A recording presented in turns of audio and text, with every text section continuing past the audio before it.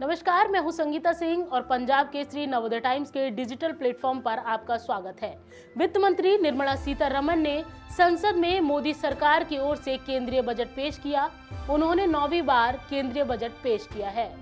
इस दौरान उन्होंने अपने बजट के जरिए घरेलू उत्पाद और मैन्युफैक्चरिंग के साथ ही घरेलू उद्योग जगत को भी फायदा देने की कोशिश की है और कई योजनाओं का ऐलान किया है। इसके अलावा बजट सेक्टर के लिए जो बजट बढ़ाया गया है और ऐसा देश भर में जारी जंग के हालातों को बीच काफी अहम माना जा रहा है, क्योंकि ऑपरेशन सिंदूर के बाद से बजट रक्षा बजट बढ़ाना उसी ओर इशारा भी करता है।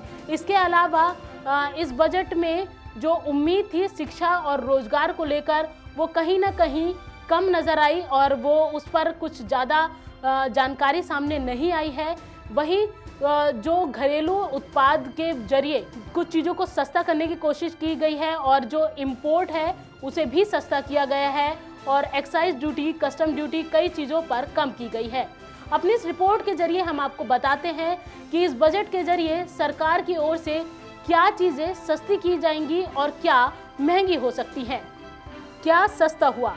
सरकार ने कैंसर के इलाज में इस्तेमाल होने वाली 17 दवाओं पर बेसिक कस्टम ड्यूटी हटाई।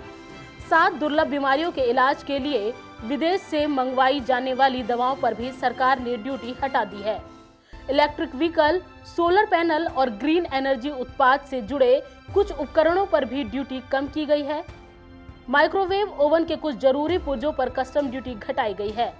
सी फूड एक्सपोर्ट के लिए ड्यूटी फ्री इनपुट की सीमा 1% से बढ़ाकर 3% कर दी गई है।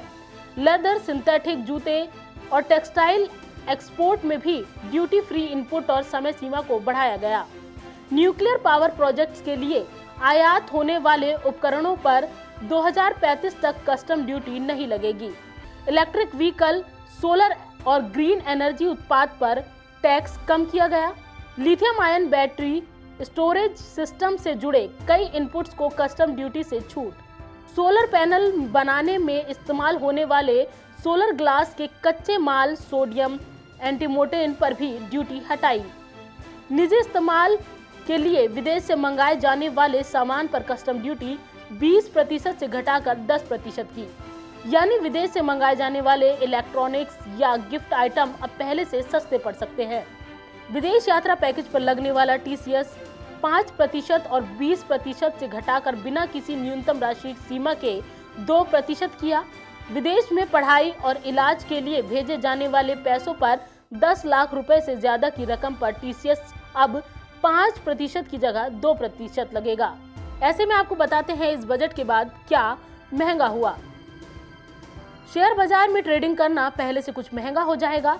फ्यूचर्स ट्रेडिंग और सिक्योरिटीज ट्रांजैक्शन टैक्स 0.02% से बढ़ाकर 0.05% किया।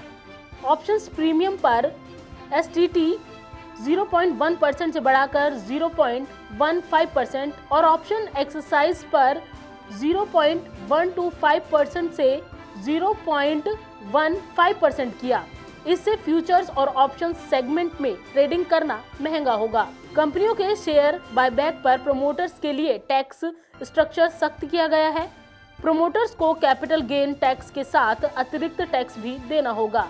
कुछ केमिकल्स जैसे पोटेशियम हाइड्रोक्साइड और कुछ उपभोक्ता सामानों पर पहले से मिलने वाली कस्टम ड्यूटी छूट खत्म कर दी गई है। इन पर अब 7.5% तक बेसिक कस्टम ड्यूटी लगेगी, जिससे इनका लैंडेड कॉस्ट बढ़ेगा। रसायनों के महंगे होने का असर इनसे बनने वाले उत्पादों की कीमतों पर भी पड़ सकता है। यानी कुल मिलाकर बजट 2026 में मिनरल्स, स्क्रैप, शराब महंगे हुए हैं।